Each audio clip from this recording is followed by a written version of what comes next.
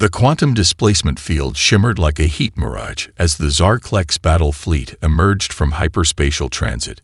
53 massive vessels hung in the starscape, each one a marvel of liquid metal engineering that defied conventional physics. Their hulls rippled and flowed like mercury suspended in infinite darkness, reflecting starlight and mesmerizing fractals that could drive lesser species to madness. Captain Krellax of the 7th Resonance Flotilla studied the tactical displays with 6 of his 8 eyes, the remaining pair scanning the holographic representation of the human colony below.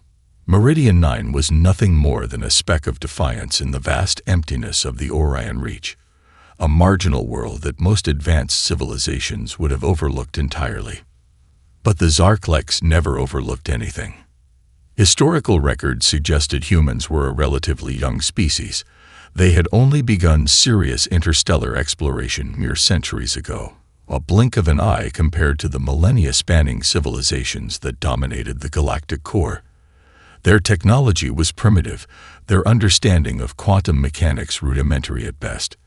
The colony below represented nothing more than an opportunity to demonstrate the hegemony's unquestionable superiority. "Initiate primary scan sequence," Krellax commanded, his vocal membranes producing a sound that simultaneously resembled a whale's song and liquid nitrogen being poured over heated metal. Junior Scanning Officer Vexna complied immediately.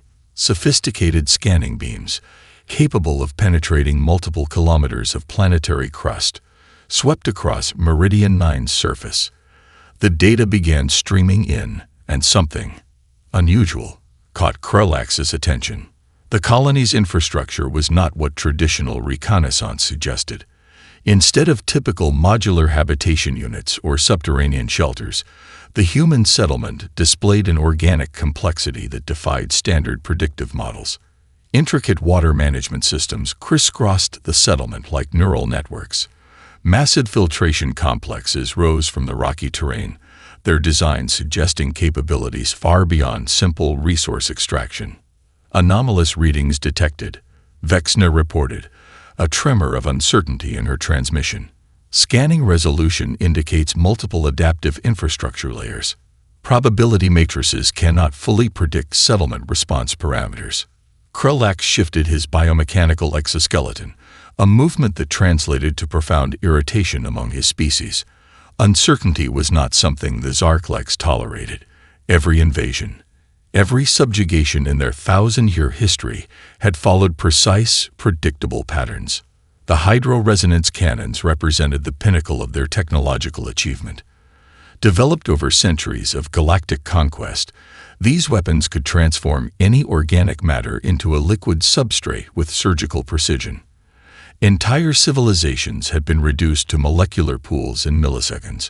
Resistance was not just futile, it was mathematically impossible.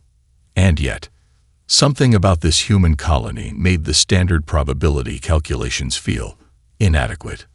Communication protocols engaged automatically. The standard ultimatum, a transmission that had broken the spirit of countless species, began broadcasting across all known frequency bands. The message was both a declaration and a sentence of extinction.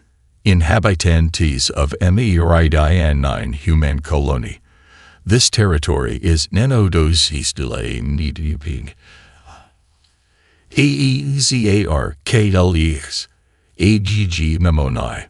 Surrender is your open ly ratify omen ale op2. Resistancy will result and total molecular dissolution. UAV CVN TEN Standard temporal units to ECO manipuli. The response came 17 milliseconds later. Not a plea, not a surrender, not even a declaration of defiance. Just laughter. Rich, genuine, almost musical laughter that seemed to ripple through the communication channels like a living thing. The sound was so unexpected, so utterly alien to everything in Krellax's experience, that for a moment, the entire bridge of the flagship went completely silent. Junior Officer Vexna's scanning equipment began producing readings that made no sense. The human settlement wasn't preparing defensive positions. They weren't activating shield generators or charging weapon systems. They appeared to be preparing for a social gathering. Krelax felt something he had not experienced in over 2 centuries of military service. Confusion. Jake Thompson leaned against the reinforced viewport of Meridian 9's Central Operations Hub, a half-empty coffee mug steaming in his hand. Around him, the colony's emergency response team moved with an energy that defied the imminent alien threat. Maria Gonzalez, the settlement's chief of biological adaptation, was locked in an animated discussion with the colony's communications specialist. "They're serious this time," Maria said, her fingers dancing across a holographic display that showed the approaching Zarklex fleet. Previous incursion attempts were just probing runs. "This looks like a full subjugation mission." Jake took a long sip of coffee, his eyes never leaving the star-filled viewport. Probing runs that ended with those aliens running home with their molecular tails between their legs. The colony's history was a testament to human adaptability. Meridian 9 wasn't just another outpost.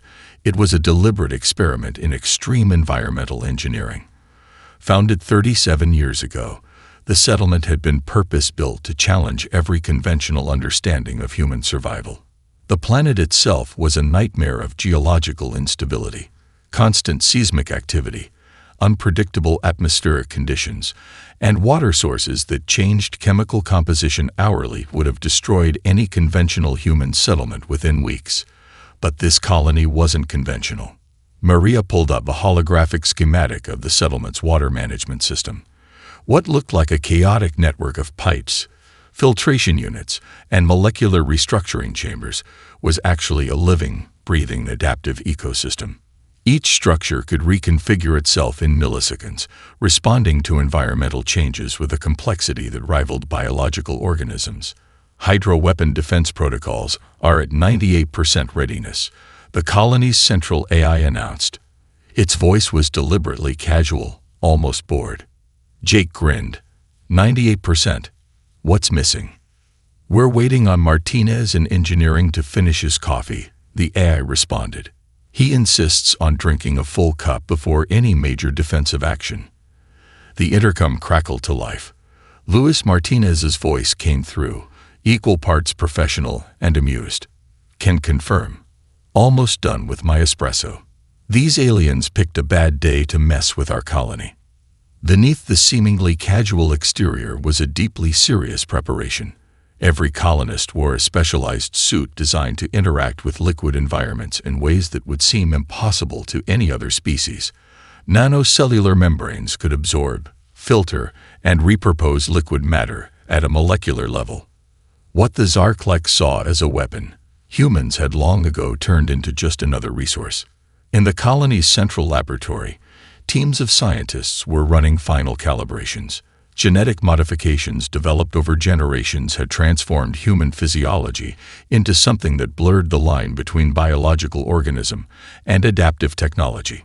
The human body had become a marvel of engineering, a living, breathing system that could process, neutralize, and potentially weaponize liquid-based attacks.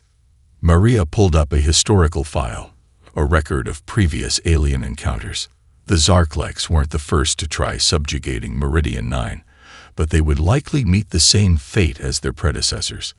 Each invasion attempt had been met with a response so unexpected, so utterly outside of conventional warfare protocols, that galactic intelligence networks were still trying to understand what happened.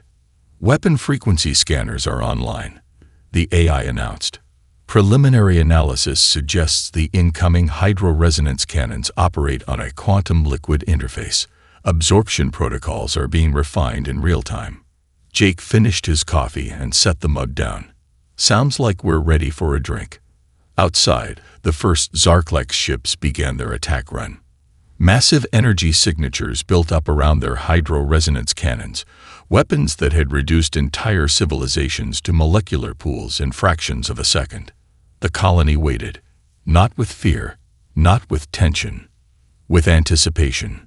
And something that, if the Zarklex could understand human emotions, might have been interpreted as excitement. The first hydro-resonance blast struck Meridian 9 with enough energy to vaporize a small continent.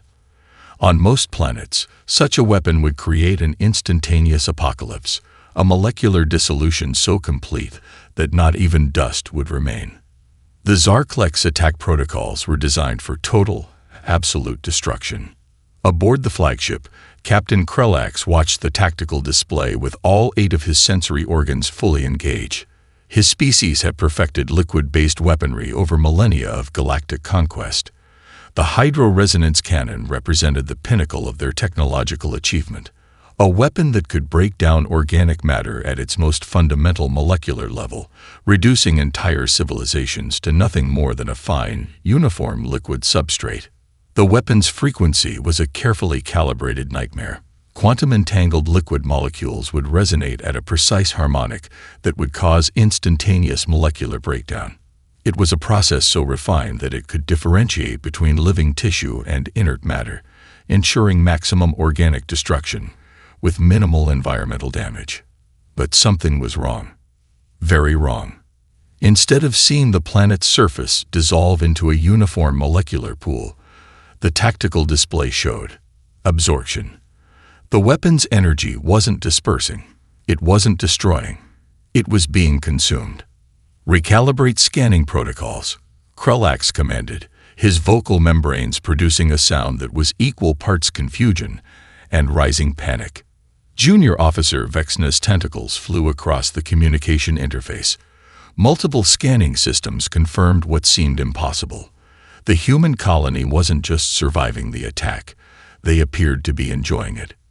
Back on Meridian 9, Jake Thompson raised a large thermos and took an exaggerated swig. He announced over the colony-wide communication channel. Tastes like a mix of electric blue raspberry and advanced quantum dissolution. Notes of molecular deconstruction with a hint of alien desperation. Beside him, Maria Gonzalez chuckled, her own thermos raised in a mock toast. 8.5 out of 10. Would recommend to other colonists facing complete molecular annihilation. The colony's response was a masterclass in psychological warfare. Instead of terror, they responded with humor. Instead of desperate defense, they treated the most sophisticated weapon in the known galaxy like a beverage tasting event. Colonists began streaming their reactions. Luis Martinez from engineering gave a professional review, complete with a detailed breakdown of the weapon's flavor profile. Sarah Williams, the colony's chief medical officer, analyzed the molecular composition with the enthusiasm of a sommelier discussing a rare vintage. Interesting quantum resonance, she commented, taking another sip. Slight metallic undertone, probably from the exotic particle generators in the weapon's core. On the Zarklex flagship, communication systems began to malfunction. The streams of human content defied all known communication protocols. Humans were rating the weapon's intensity, discussing its mouthfeel, comparing it to previous alien attacks they'd experienced. Captain Krellax's neural clusters began to overheat. The tactical AI responsible for invasion protocols started to produce error messages that translated roughly to, "Does not compute. Reality appears to be malfunctioning." Another blast came, then another. Each weapon discharge was met with more human drinking, more commentary, more absolute defiance of everything the Zarklex understood about warfare, biology, and fundamental physics. Weapon intensity increasing. The colony's AI announced casually. Estimated hydration level, moderate to high. Recommend staying hydrated. Jake Thompson raised an eyebrow. Staying hydrated. We're drinking an alien weapon designed to molecularly dissolve us. Maria Gonzalez shrugged. Just another Tuesday on Meridian 9. The psychological impact was immediate and devastating. The Zarklex communication networks began to flood with human content that completely demolished their invasion doctrine. Reaction videos showed colonists rating the Alien Drink Challenge, complete with professional commentary and scoring. One particularly viral stream featured an elderly colonist, Dr. Robert Henderson, a retired quantum physicist, who evaluated the weapon's molecular structure with the same enthusiasm one might use to discuss a fine wine. Remarkable quantum entanglement, he noted, taking a measured sip. Excellent molecular coherence. Slightly aggressive on the initial approach, but a smooth finish. Somewhere in the vast computational networks of the Zarklex hegemony, invasion protocols began to catastrophically fail. Humanity wasn't just surviving. They were turning total destruction into a beverage review. The truth of human survival was both elegant and terrifying in its complexity. Dr. Sarah Williams stood in the colony's central biological research facility, surrounded by holographic displays that told a story of deliberate, methodical evolution. Meridian 9 was more than a colony. It was a living laboratory of human potential, a testament to generations of careful genetic engineering and adaptive modification. The walls of the research center were lined with historical records, a chronicle of humanity's most ambitious biological project. Decades of careful genetic manipulation, environmental conditioning, and quantum-level cellular restructuring had transformed human physiology into something that defied traditional understanding of biological limitations. "Look at this," she said to Jake Thompson, bringing up a molecular simulation that showed human cellular structures. What appeared to be standard biological membranes were actually intricate nanomechanical networks capable of instantaneous reconfiguration. Each human cell on Meridian 9 was a marvel of engineering. Traditional biological boundaries had been systematically dismantled and rebuilt. Cellular membranes could now act as both protective barriers and active processing units. Mitochondria had been enhanced with quantum-level energy conversion capabilities. Even the most basic human biological systems had been transformed into adaptive, responsive networks. The hydroweapons that the Zarklex believed would destroy them were now being processed as nutritional input. Luis Martinez, the colony's chief engineer, walked in with a fresh data compilation. "Preliminary analysis of the last weapon discharge is complete," he announced. "We're looking at a 73% nutrient conversion rate. The quantum resonance frequencies are actually providing additional cellular energy." Jake whistled. "So we're not just surviving. We're getting stronger." The story of this biological transformation went back generations. After the first wave of interstellar colonization, humanity realized that traditional adaptation was too slow. Survival in extreme environments required more than protective suits and careful engineering. It required a fundamental reimagining of human biology. Sarah pulled up a genetic history that stretched back over a century. Each generation had been carefully selected, modified, and refined. Environmental stressors weren't challenges to be avoided. They were opportunities for improvement. Planets with toxic atmospheres, extreme radiation, unpredictable liquid compositions. These became training grounds for human evolution. Meridian 9 represented the pinnacle of this approach. The planet's constantly shifting environmental conditions had been a deliberate choice. Most species would have considered the world uninhabitable. Humans saw it as a perfect evolutionary crucible. Molecular absorption rates are increasing, the facility's AI announced. Current weapon-to-nutrient conversion efficiency is now at 76.4%. Martinez grinned. "Looks like the aliens are feeding us." The biological modifications went far beyond simple cellular adaptation. Humans had redesigned their entire metabolic process. Kidneys could now process exotic molecular compounds that would destroy any other biological system. The human lymphatic system had been transformed into a sophisticated filtering and energy conversion network. Sarah brought up a comparative analysis between standard human biology and the Meridian 9 colonists. The differences were stark. Where traditional human biology saw limitations, these colonists saw opportunities for enhancement. "It's not just about survival," Sarah explained, her fingers dancing across the holographic display. "It's about turning every potential threat into a resource. The Zarklex think they're attacking us with a weapon. We're treating it like a specialized nutritional supplement." Jake leaned in, studying the molecular simulations. "How long have we been preparing for something like this?" "Generations," Sarah responded. "Every colonization effort, every extreme environment mission. They were all part of a larger plan. We've been engineering ourselves to be the ultimate adaptive species. The facility's windows looked out over Meridian 9's harsh landscape, constant seismic activity, unpredictable atmospheric shifts, liquid sources that changed composition hourly. What would destroy most life had become the perfect training ground for human potential. The Zarklex saw a colony to be conquered. Humanity saw an opportunity to redefine the very concept of biological limitation. Another weapon discharge approach. The colonists didn't prepare defensive positions. They grabbed their drinking vessels. The first human counterattack wasn't a missile. It wasn't a laser. It wasn't even a traditional weapon. It was a live-streamed water drinking competition. Jake Thompson stood on the colony's primary observation deck, surrounded by a team of engineers and biological specialists.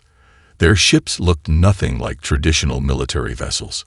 Instead, they resembled massive industrial water treatment plants, complex networks of pipes, filtration systems, and molecular conversion chambers that pulsed with an almost organic rhythm. "Transmission ready," announced Maria Gonzalez, her fingers dancing across a holographic interface that looked more like a brewing control system than a weapons console. Luis Martinez adjusted a series of quantum resonance modulators. Each device was capable of taking the Zarklex's own weapon frequencies and transforming them into something entirely unexpected. "Targeting systems locked," he reported. "We're basically going to weaponize their own communication networks." The colony's communication strategy was a form of psychological warfare, so bizarre that it defied all known military doctrine. Where most species would respond with violence, Meridian 9 chose humor, scientific analysis, and an absolutely bewildering display of adaptability. The transmission began. On screens across the Zarklex fleet, humans appeared, not in defensive positions, not preparing for combat. Instead, they were conducting what could only be described as a professional liquid absorption competition. Dr. Robert Henderson, the retired quantum physicist, took center stage. Dressed in what appeared to be a lab coat and casual Friday attire, he held a large thermos that glowed with residual weapon frequencies. "Welcome to the first interstellar hydro weapon tasting event," he announced with the seriousness of a sommelier discussing a rare vintage. "Today's selection comes courtesy of the Zarklex hegemony, a particularly aggressive quantum resonance vintage with notes of molecular deconstruction." Beside him, a diverse team of colonists prepared their drinking vessels. Each was equipped with specialized sensors that could analyze the molecular composition of the incoming weapon frequencies in real time. "Preliminary analysis," Henderson continued, "suggests a quantum entanglement rating of 7.6, slightly more aggressive than last season's Proxima Centauri dissolving wave, but with a remarkably smooth finish." The Zarklex communication networks went into complete chaos. Captain Krelax watched in mounting horror as humans transformed his most sophisticated weapon into a bizarre form of entertainment. The transmission wasn't just a mockery. It was a systematic, scientific deconstruction of their most powerful offensive technology. Each colonist provided a detailed breakdown. Flavor notes, molecular composition, potential nutritional value. They treated the incoming weapon frequencies like a complex beverage, complete with professional ratings and recommendations. 8.5 out of 10, announced Sarah Williams, the colony's chief medical officer. Excellent quantum resonance. Slight metallic undertone. Would recommend to colleagues facing molecular dissolution. The ships began to move, but they didn't move like traditional combat vessels. They moved like massive floating water treatment plants, complex networks of pipes and conversion chambers that could absorb, process, and repurpose the incoming weapon frequencies. Maria Gonzalez pulled up the tactical display. "Weapon absorption efficiency is now at 89%, she reported. "We're not just defending. We're converting their attack into usable energy." Jake Thompson grinned. "Looks like we're getting lunch and defense in one package." The human vessels began to emit their own frequency patterns, not as weapons, but as a form of quantum-level communication that the Zarklex communication systems couldn't begin to comprehend. It was a language of molecular adaptation, of turning destruction into opportunity. Luis Martinez made a final adjustment to the quantum resonance modulators. "Transmission complete," he announced. "I believe we've just invited them to next week's water drinking competition."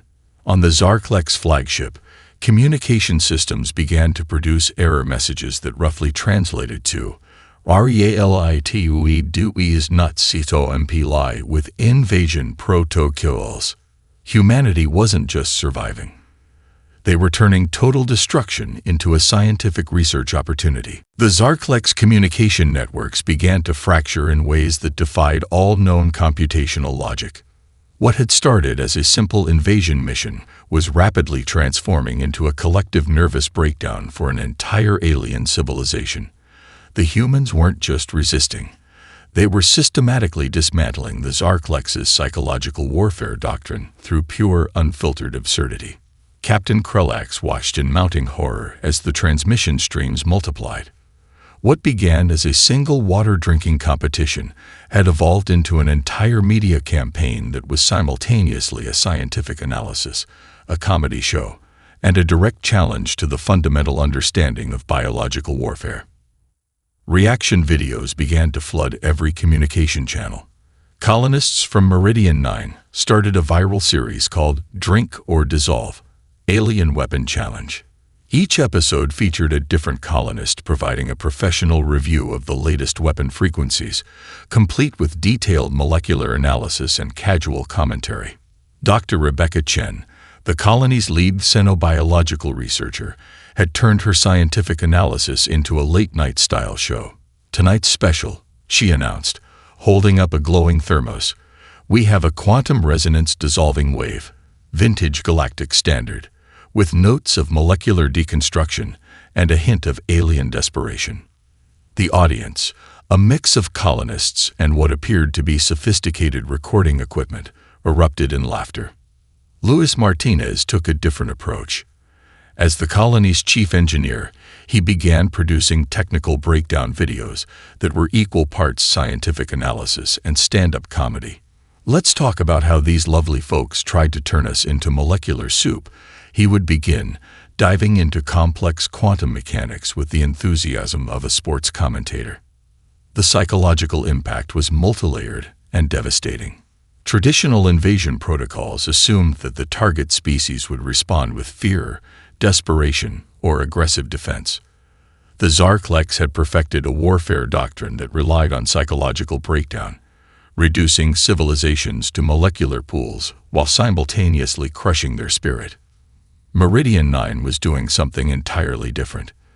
They were treating the invasion like an opportunity for entertainment, scientific research, and professional development. Jake Thompson discovered that colonists were now taking bets on the molecular composition of incoming weapon frequencies. Betting pools emerged. Colonists tracked the flavor profiles of different weapon discharges. What was meant to be a weapon of total destruction had become a bizarre form of interstellar entertainment. The colony's communication AI began producing highlight reels. Top 10 molecular dissolution moments. Best quantum resonance frequencies of the week. Alien weapon drinking game. Each transmission was a masterclass in psychological manipulation that the Zarklex had no framework to understand. Sarah Williams took the psychological warfare to another level. As the colony's chief medical officer, she began producing educational content. Today's lesson, she would announce, molecular dissolution for beginners. Each video broke down the complex quantum mechanics of the weapon with the casual enthusiasm of a cooking show host.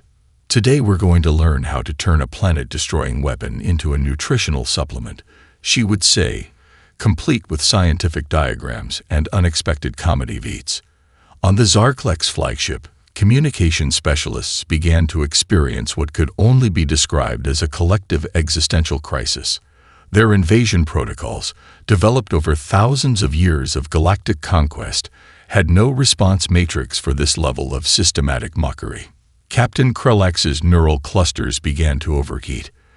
The tactical AI responsible for invasion strategies started producing error messages that translated roughly to Sci-Fi warfare, Protogsuolas, Venteredundefinded state, Recommendation, Existintil panic. The humans weren't just surviving. They were transforming the entire concept of conflict into a form of performance art. Each weapon discharge was met with more content, more analysis, more inexplicable humor. The Zarklex had come to destroy a colony.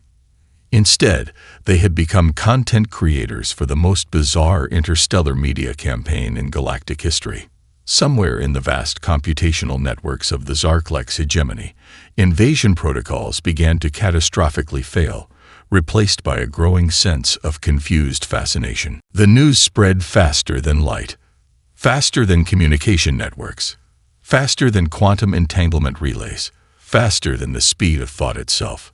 Humanity had turned a total destruction weapon into a beverage. Galactic communication channels exploded with the story of Meridian 9. Every species with interstellar communication capabilities received fragments of the unprecedented encounter. The Zarklex invasion, once seen as an unstoppable force of molecular annihilation, had become a cautionary tale of spectacular failure.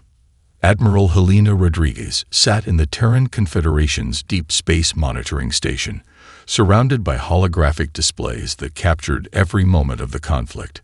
Her team had been tracking the Zarklex invasion attempt, watching with a mixture of professional interest and barely contained amusement. "Look at this," she said to her senior communication analyst, Dr. Marcus Wong.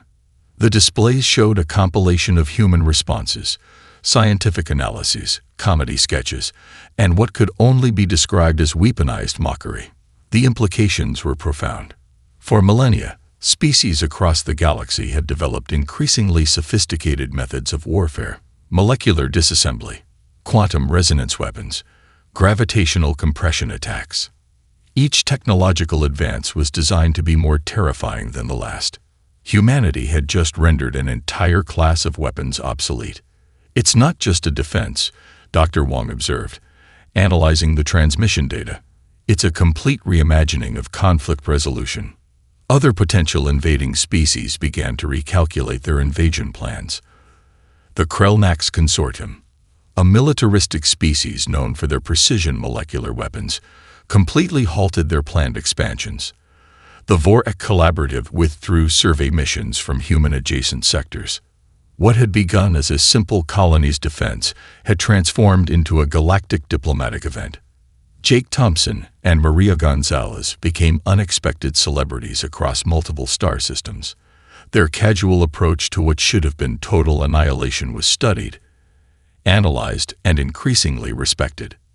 Scientific conferences began to schedule emergency sessions.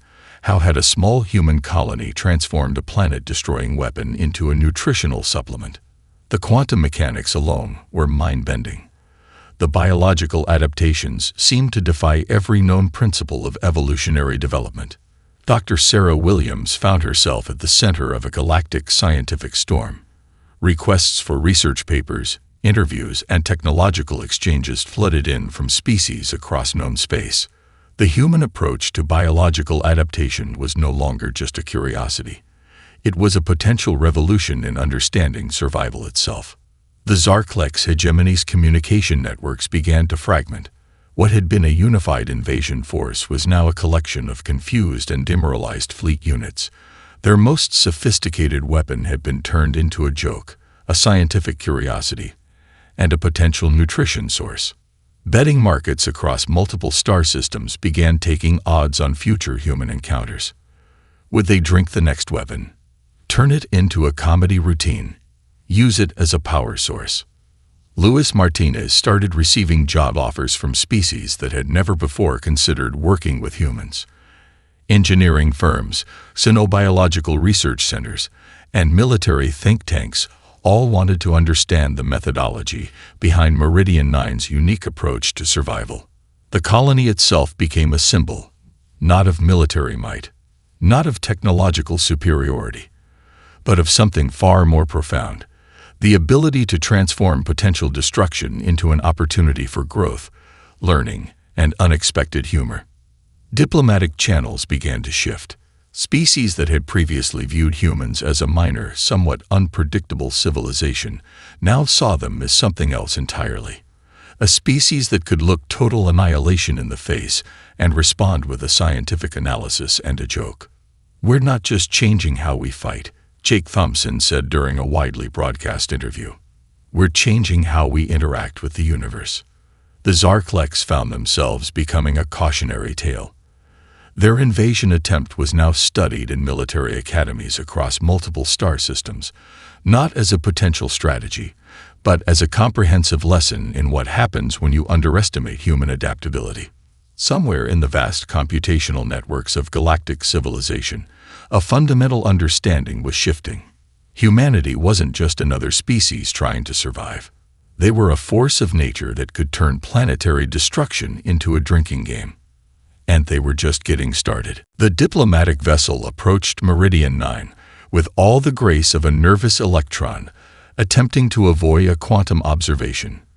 Captain Krelax, or what remained of his formerly imposing personality, sat in the negotiation chamber, surrounded by a delegation that looked more like survivors of a catastrophic psychological event than a proud military force. Their once sleek liquid metal exoskeletons now appeared dull, almost defeated. Jake Thompson and Maria Gonzalez waited on the human side of the negotiation table. The room was set up more like a casual meeting space than a formal diplomatic venue. A large water cooler stood prominently in the corner, filled with a liquid that glowed with subtle quantum frequencies, a not-so-subtle reminder of the recent conflict. "Shall we discuss the terms of your surrender?" Jake began, his tone somewhere between professional and mildly amused. The Zarklex diplomatic lead, a senior commander whose name roughly translated to "completely humiliated by humans," struggled to maintain composure. Their communication protocols had been so thoroughly dismantled that formal negotiation seemed almost impossible. Maria slid a document across the table. It wasn't a standard diplomatic agreement. It was a comprehensive analysis of the weapon frequencies, complete with tasting notes and molecular breakdown. "We thought you might be interested in our findings," she said casually. The treaty that emerged was unlike any in galactic history. Primary conditions included absolute prohibition of liquid-based weapons in human-adjacent sectors, mandatory subscription to the Meridian 9 Weapon of the Week content channel, detailed scientific exchange of molecular dissolution technologies, an official apology broadcast across Zarklex communication networks. Luis Martinez, who had been brought in as a technical advisor, couldn't resist adding a final clause. "We'll also accept payment in interesting liquid-based technologies," he suggested. "Research purposes, of course." Dr. Sarah Williams provided a comprehensive breakdown of how the Zarklex weapon technologies could be repurposed for medical and nutritional applications. What had been designed as a tool of destruction was now being viewed as a potential breakthrough in quantum nutrition. The most bizarre aspect of the negotiation was its casual nature. Where previous galactic conflicts had involved complex diplomatic protocols, this resolution felt more like a collaborative research project with occasional comedic interludes. "We've prepared a welcome package," Jake announced, sliding a container across the table. It contained a collection of thermal mugs, detailed molecular absorption technique manuals, several cases of what appeared to be specialized water, a how-to guide for surviving molecular dissolution. Captain Krelax's neural clusters processed the information with increasing confusion. The humans weren't seeking revenge. They weren't demanding massive reparations. They seemed more interested in scientific collaboration and creating entertainment content. The final broadcast of the negotiation was watched across multiple star systems. Humans transformed a potential apocalyptic encounter into a mixture of scientific documentary, comedy special, and educational program. To our Zarklex friends, Jake announced during the final transmission, raising the thermos that glowed with residual weapon frequencies, "Welcome to the universe of human adaptation." The treaty's final clause was perhaps the most unprecedented in galactic diplomatic history.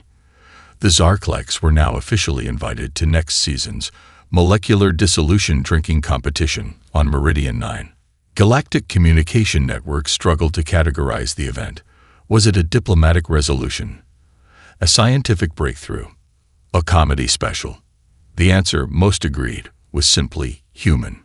Dr. Robert Henderson, the retired quantum physicist who had become an unexpected media sensation, provided the most succinct summary during a follow-up interview. "We didn't just defend ourselves," he said, taking a casual sip from a thermos that hummed with quantum energy. "We showed the universe that destruction is just another form of opportunity." The Zarkleks delegation left Meridian 9 not in defeat, but in a state of confused fascination. They had come to destroy a human colony. Instead, they had been invited to a drinking competition. Somewhere in the vast computational networks of galactic civilization, the understanding of conflict, survival, and interaction was fundamentally changing, and humanity was just getting started.